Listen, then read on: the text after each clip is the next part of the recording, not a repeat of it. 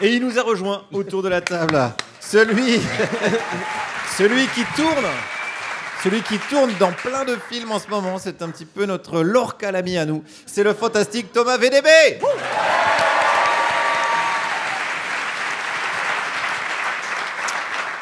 Jean-Marie Le Pen, toi qui disais tout haut ce que tout le monde pense tout bas. Je voulais voir votre réaction. Vous êtes un peu prévisible. Bon.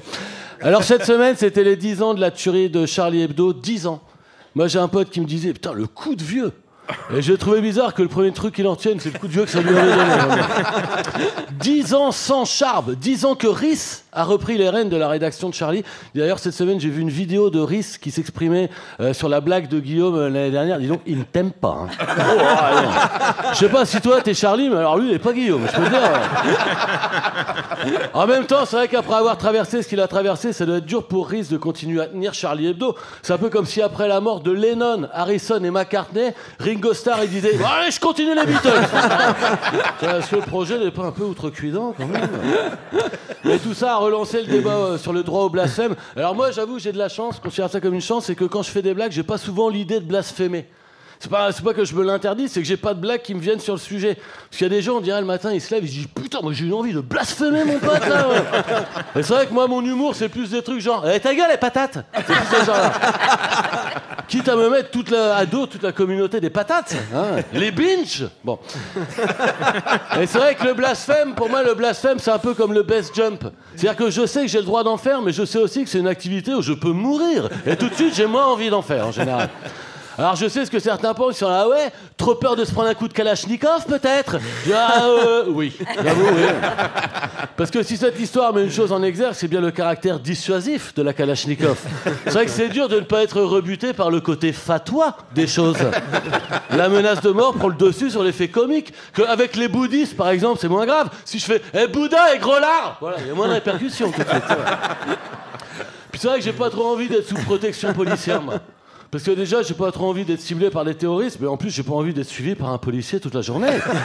Parce que je devrais passer mon temps à me cacher des terroristes et du policier.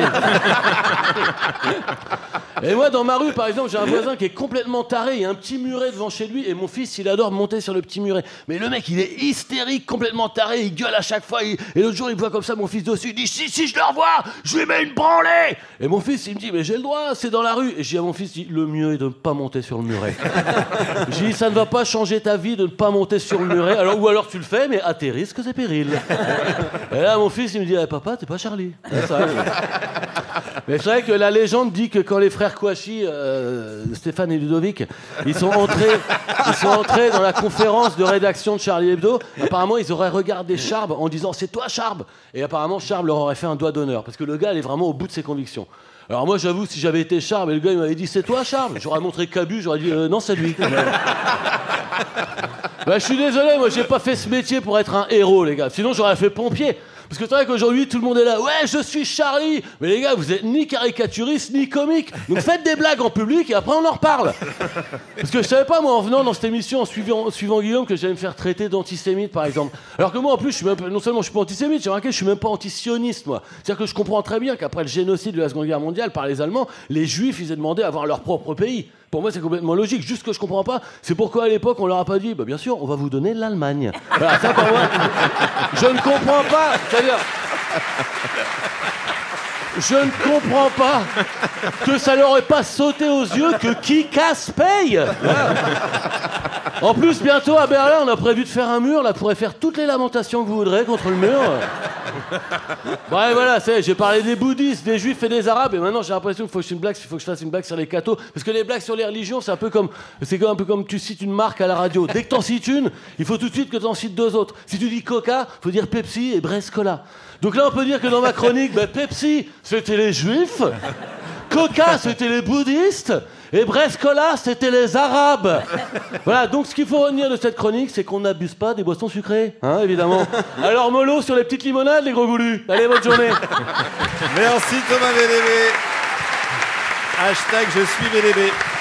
Thomas qu'on peut retrouver au cinéma, partout, évidemment, sur les réseaux sociaux, en podcast.